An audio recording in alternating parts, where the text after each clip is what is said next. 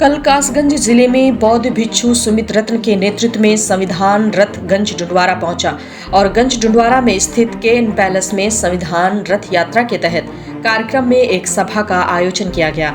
इस कार्यक्रम का आयोजन बौद्ध एकता समिति ने किया। यहाँ बौद्ध भिक्षु सुमित रत्न ने कहा कि अगर मैं संविधान का प्रचार कर रहा हूँ तो मैं एक तरह से बौद्ध धर्म का प्रचार कर रहा हूँ, क्योंकि संविधान में जो विचारधारा है वही बौद्ध दर्शन है। संविधान को खतरा कई तरह के लोगों से है। पहला खतरा चुनी हुई सरकारों से, दूसरा खतरा भ्रष्ट अधिकारियों से, तीसरा खतरा है बिकी हुई मीडिया से और चौथा खतरा सोई हुई जनता से है।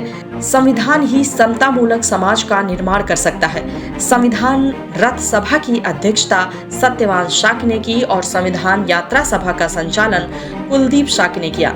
ये बड़ा आसानी से समझने का और बड़ी आसानी से इस मिथक को तोड़ने का ये कोई वाक्य नहीं है कि सब कुछ आसानी से हो जाता है। आज हम बुद्ध विहारों पर रहने वाले बौद्ध भिक्षुओं को अपना मान सम्मान, संस्कृति, सभ्यता, विरासत, इज्जत बचाने के लिए रोडों पर निकलना पड़ रहा है। अगर ये काम यहाँ के जागरूक लोग या अन्य सामाजिक राजनीतिक लोग बखूबी कर रहे होते तो मुझे संविधान रथ लेकर के गांव-गांव, गली-गली नहीं जाना पड़ता। मुझे ही नहीं बल्कि पूरे भारत के करोड़ों लोगों को ये आभास हो रहा है, ये प्रतीत हो रहा है कि संविधान पर आंच आ रही है, संविधान पर कुठाराघात हो रहा है और संविधान को नेस्तनाबूद करने की प्लानिंग हो रही है। कुछ लोगों ने हमसे पूछा कि भंते जी आप संविधान रथ क्यों चला रहे हैं, आपको बौद्ध धर्म का प्रचार करना चाहिए। मैंने कहा हम बौद्ध धर्म के लोगों ने भारत में बौद्ध धर्म को अलग धर्म स्थापित करने के लिए, बनाने के लिए 18 सालों से हम लोग केस लड़ रहे हैं हाई कोर्ट और सुप्रीम कोर्ट में, लेकिन भारत सरकार और कोर्ट हम लोगों को अलग धर्म की अनुमति नहीं दे रहे हैं। भारत में बौद्धों का ना ही तो मैरिज एक्ट है, बौद्धों का ना ही तो यहाँ पर्सनल लॉ है। यहाँ सिर्फ 3 धर्म हैं जिनको अलग मैरिज एक्ट मिला है और जिनका अलग पर्सनल लॉ है। वो हिंदू धर्म है, इस्लाम धर्म है और ईसाई धर्म है।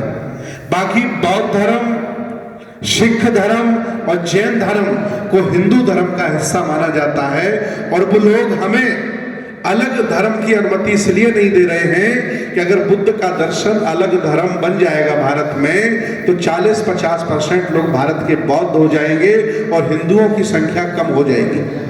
इसलिए आज दिन तक वो हमें, आज 75 साल का संविधान ही आपके सामने रखा है, 75 साल का संविधान हो गया। आज दिन तक ना सिखों को, ना जैनों को, ना बौद्धों को अलग धर्म की अनुमति इन्होंने दी। सुप्रीम कोर्ट, हाई कोर्ट के जजेस कहते हैं कि आप अपने अनुयायियों की संख्या बढ़ाइए।